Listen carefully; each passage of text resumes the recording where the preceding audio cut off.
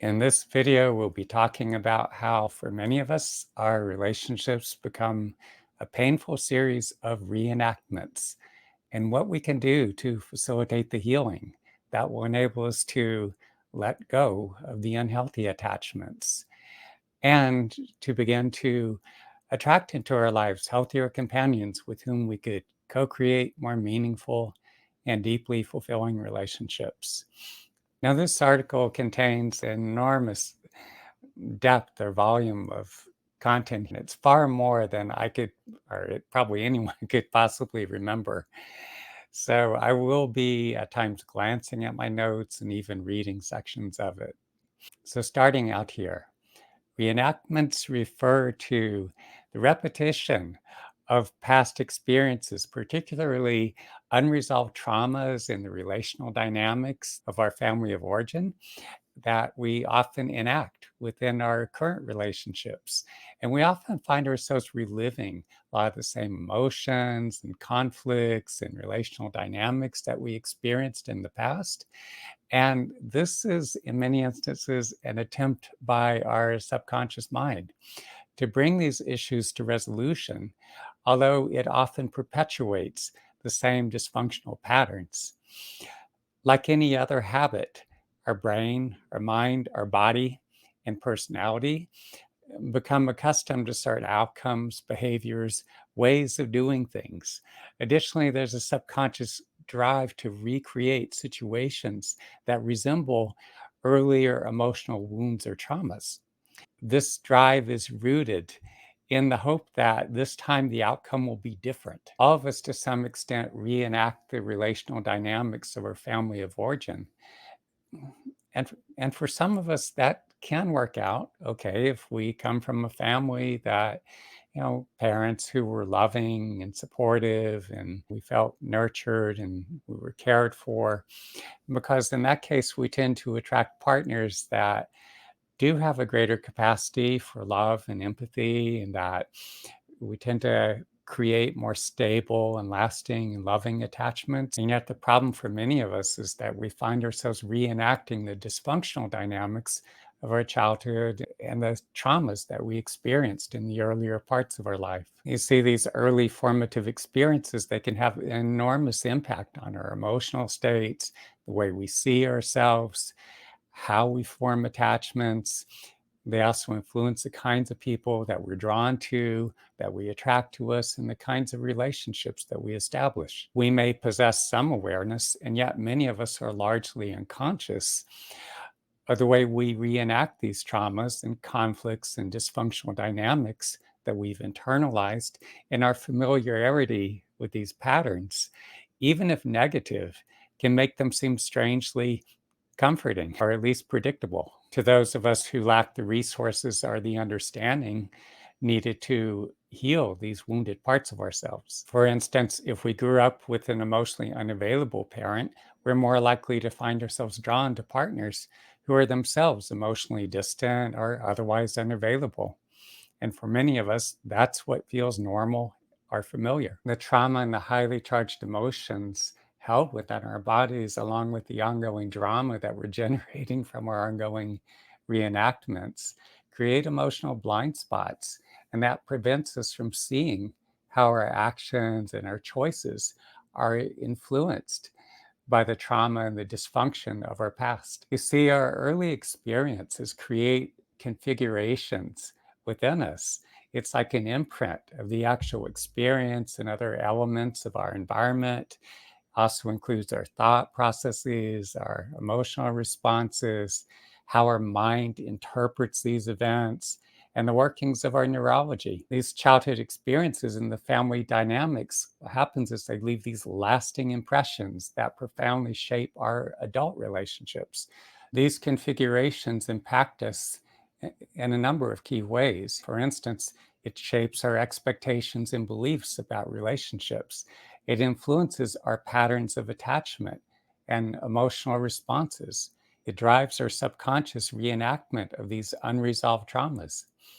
It also creates habitual behaviors and defense mechanisms that we carry into adulthood. As children, we learn by observing the interactions of those around us, especially our parents or our primary caregivers. So if we experienced or witnessed consistent or even intermittent conflict, neglect, alcoholism, and other forms of chemical dependency, emotional volatility, physical violence, we may come to see these behaviors as normal or inevitable in relationships. Also, the way our parents or caregivers treated us instill deep and lasting messages about our worth and the nature of relationships. For instance, those of us who experience conditional love might have grown up believing that love must be earned through certain behaviors, leading to perfectionism or people pleasing in our adult relationships. Early traumatic experiences, neglect,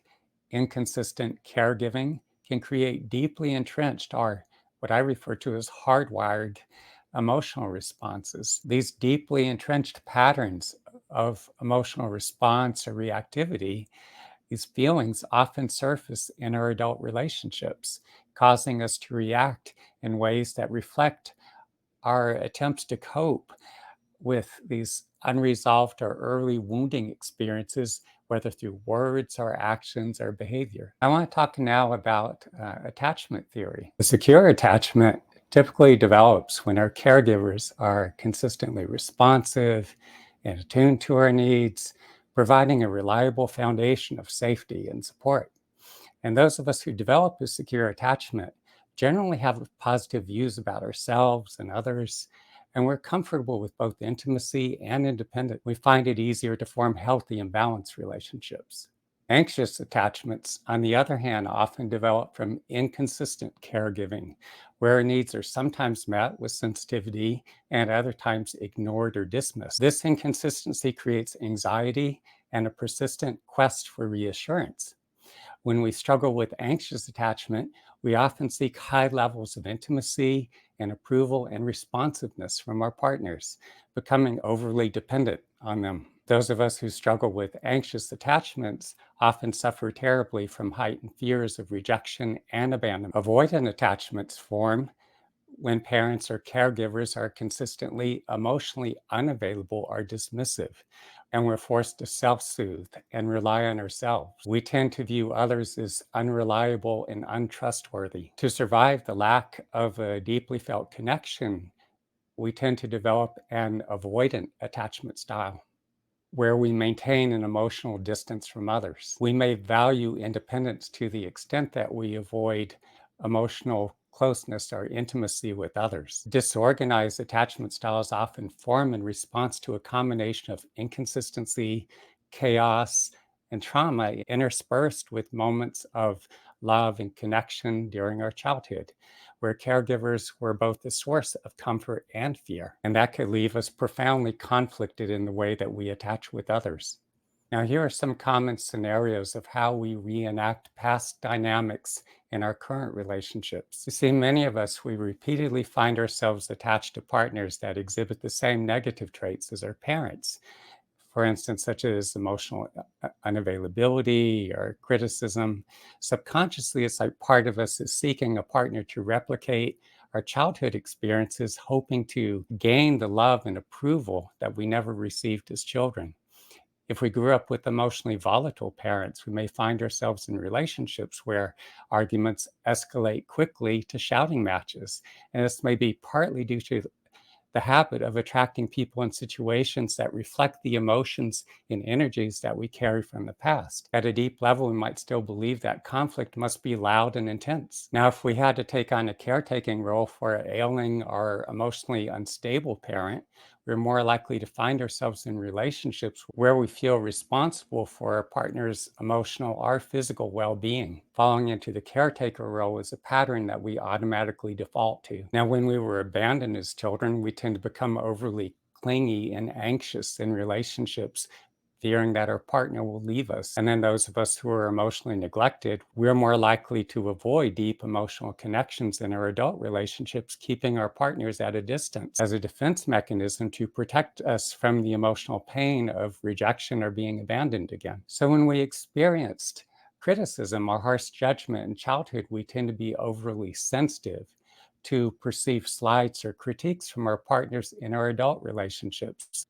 If we experience a chaotic and unpredictable environment in our childhood, we're more likely to try to exert control over our partner or the relationship to create a sense of safety and predictability. If we learn to avoid conflict in our family of origin, then we tend to shy away from addressing the issues in our current relationships. Now, traumatic experiences create deep emotional and psychological imprints that can persist long after the event occurred.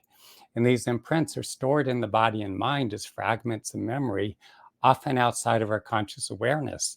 And when these memories remain unresolved, they can trigger automatic responses in present situations that mirror past traumas. For example, if we experienced abandonment as a child, we may react with intense fear or anger to perceive signs of rejection in our current relationships. Unresolved trauma can create emotional flashbacks where something in the present makes us relive intense emotions and sensory impressions associated with the past traumas as if they were happening all over again. A big part of the reason we struggle in these areas is because of our lack of understanding and also inability to process our own emotional responses to these traumatic or deeply wounding life events. Emotional suppression occurs whenever we avoid acknowledging or expressing painful emotions. And as children, we had a limited capacity to comprehend what was taking place or even to cope with it.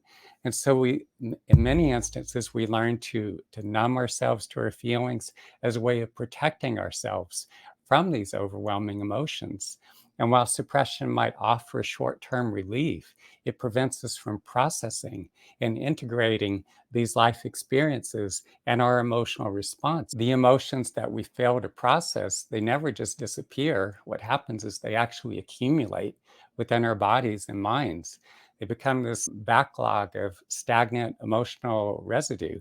And this backlog of emotions, it creates these undercurrents of tension and unease, anxiety. And in relationships, this accumulated emotional residue can easily be triggered by current events, sometimes leading to intense and seemingly inexplicable reactions. These reactions are often reflect the unprocessed emotions from past traumas that contribute to the cycle of reenactment. The residual of all this stagnant emotion that accumulates in our bodies diminishes our self awareness and emotional intelligence, makes it difficult for us to understand and manage our emotions.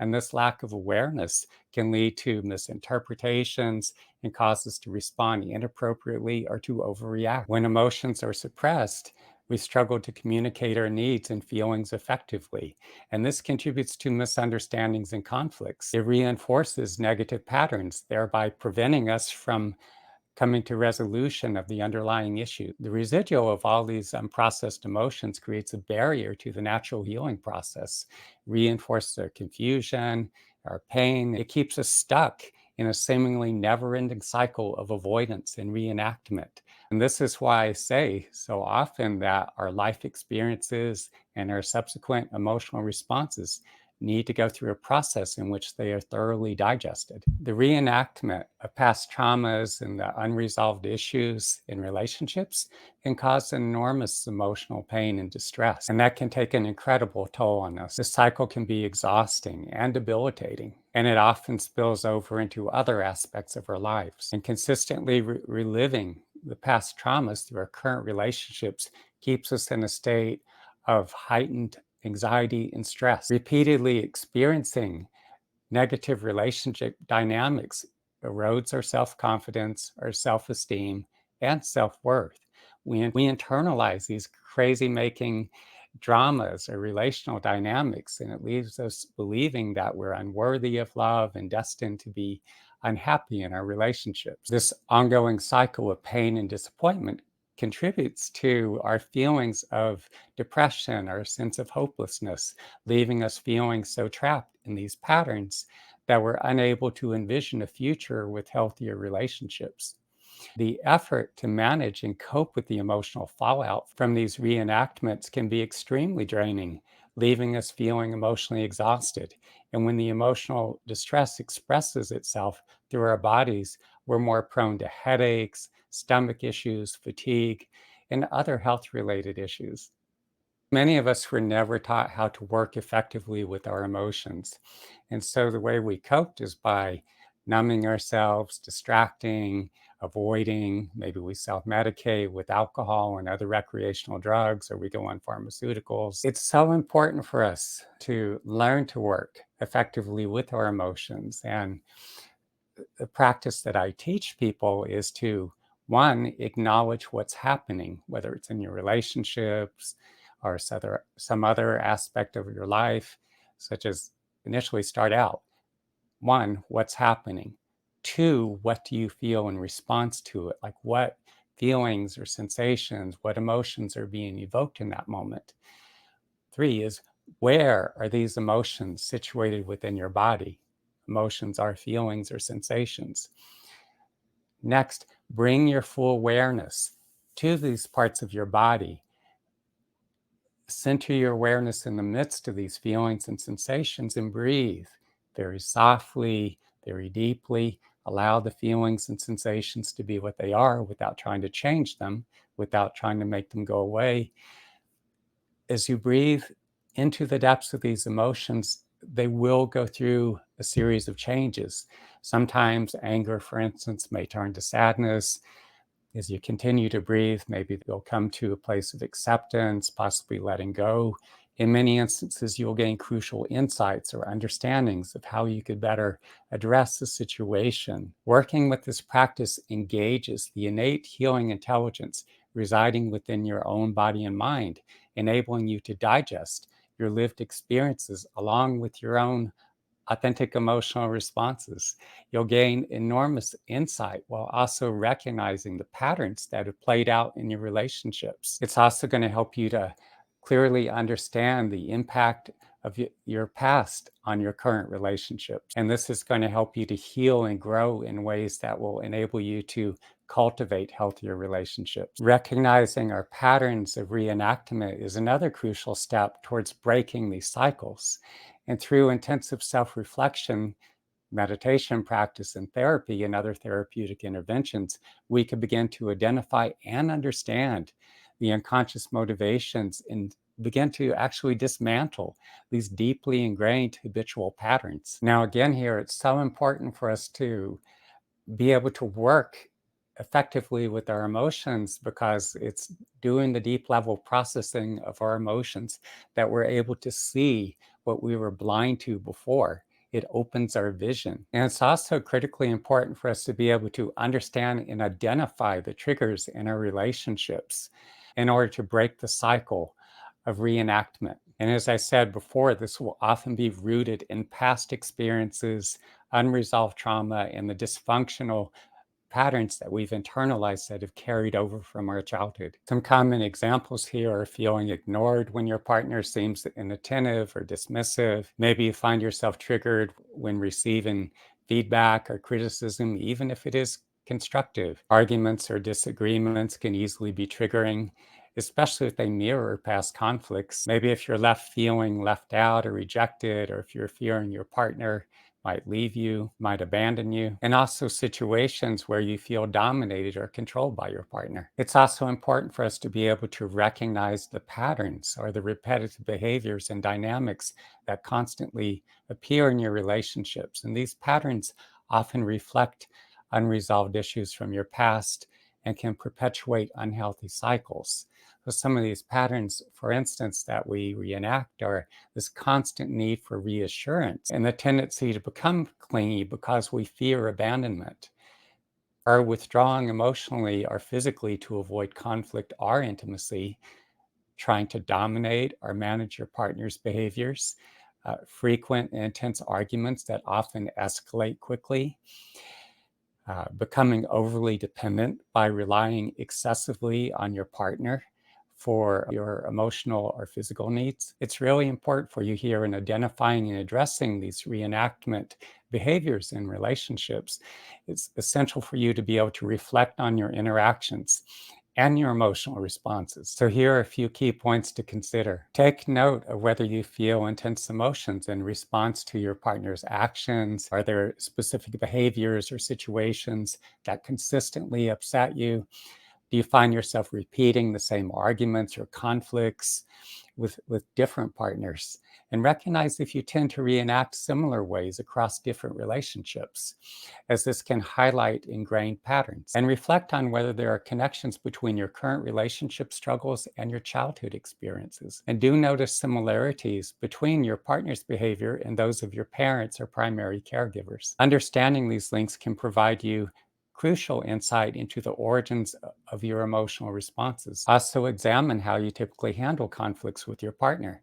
Do you typically feel misunderstood or unsupported during arguments? And consider whether you escalate arguments quickly or bring up past issues, which can perpetuate conflicts rather than resolve them. Also, evaluate whether you rely on your partner for validation and self worth. I mean, do you try to control or manage your partner's actions and decisions? And notice if you feel anxious or abandoned when your partner doesn't respond immediately, or if you bombard them with messages or withdraw in silence. Again, I want to emphasize the crucial importance of working effectively with your emotions rather than suppressing them. Because anything that you do to numb or avoid or distract yourself or self medicate, that's going to exacerbate your stress, the tension, the drama in the relationship. It's going to feed into anxiety and depression, our physical symptoms that are manifesting within your body. Finding healthy ways to express our emotions reduces their intensity and their impact on our mental, but also physical health, and also diminishes their destructive impact on our relationships. It also increases self awareness and emotional resilience. And this, in turn, is going to facilitate improved communication, conflict resolution, resulting in healthier and more satisfying connections. You see, processing our emotions is so crucial for our emotional well being and the health of our relationships because it involves acknowledging, understanding, and expressing emotions in a constructive way. Regular emotional check ins, for instance, will help us to stay in tune with our feelings by asking ourselves, what am I feeling right now? Identifying the source of our emotions by asking questions like, when did I start to feel this way, will also help to identify the source of our emotions and can further our understanding of our emotional triggers. It was during my mid 20s when I found myself reenacting much of the trauma and the dysfunction of my own childhood and adolescence. And the way it played out for me was I found myself forming attachments to women who were either disinterested or unavailable. Some were quite abusive. And for me, that elicited these excruciatingly painful fears of abandonment. And when the relationships sometimes crashed and burned, or there wasn't the reciprocation. And what made it worse is the fact that I didn't know how at that time to work effectively with my own emotions.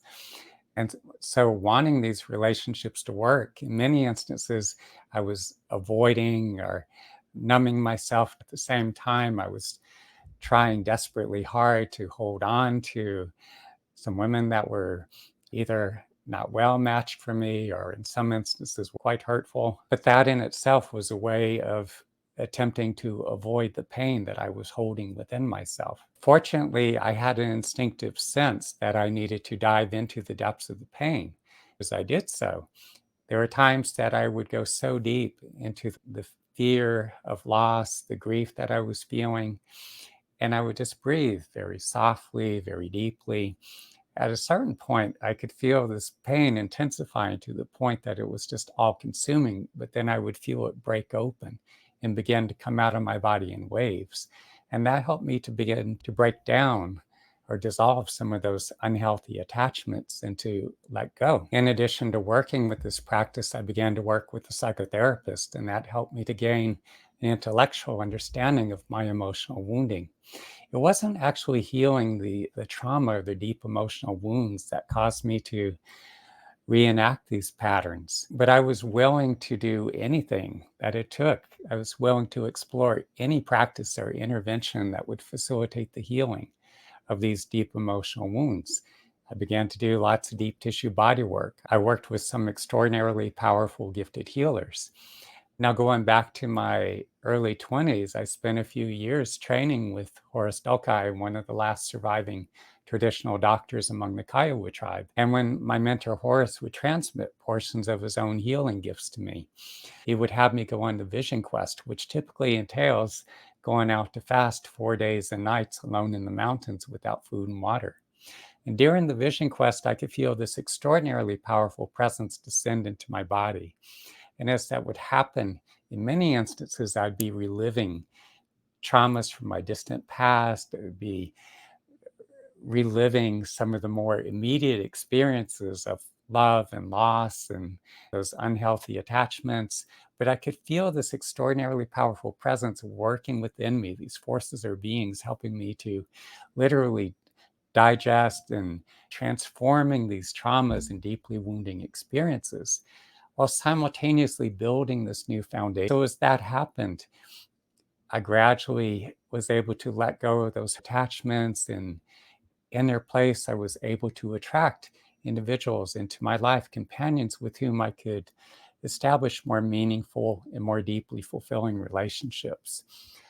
The fact that I've done this work, have gone through this process on my own, enables me to facilitate the same process with other people who are struggling with patterns of abandonment, rejection, unrequited love, that are in the midst of a breakup or divorce or that have been ghosted. Now, in addition to the steps that so many of us need to be taking on a day to day basis to facilitate the healing of our own deep emotional wounds, I feel it's also important for us to be making a concerted effort to seek out those individuals with whom we could establish healthier and more fulfilling, more meaningful relationships that encourage us to grow. Romantic relationships, but also friendships. And this is just a crucial part of just showing up more fully present in the world and living life. Effective communication is the foundation of any healthy relationship. So I'd encourage you to practice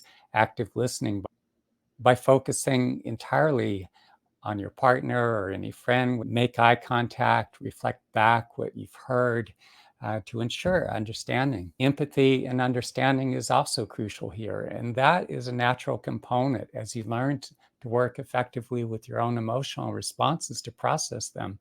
It naturally leads to the development of empathy and greater understanding, greater insight into yourself, into other people. And it helps you to become more attuned, not just to your partner, but to everyone with whom you interact. Now, as we interact with people, issues will arise. Conflict is an inevitable part of relationships, but I encourage you to approach conflict with a calm and solution oriented mindset, avoiding personal attacks, and working towards compromise. Offer emotional support and encouragement, whether to friends or family members, or, and again, anyone else with whom you interact. Celebrate successes and provide comfort and support in times of challenge. And when it comes to our intimate relationships or partnerships, I'd encourage you to develop healthy relationship patterns, such as scheduling regular check ins to discuss what's going on, to discuss what's working well, and areas in need of improvement. And practice self awareness by reflecting on your own behavior and the impact on relationships, and engage in self care and personal growth activities. Also, prioritize quality time together, establishing rituals and traditions that build a sense of trust and connection. And of course, when needed, do seek professional help. I've said a lot here, but as I mentioned at the start, this is quite a detailed article. So I would very much encourage you to click the link below to read the much more extensive or detailed article. Also, hit the like and subscribe button below if you haven't already done so. And thank you so much for listening.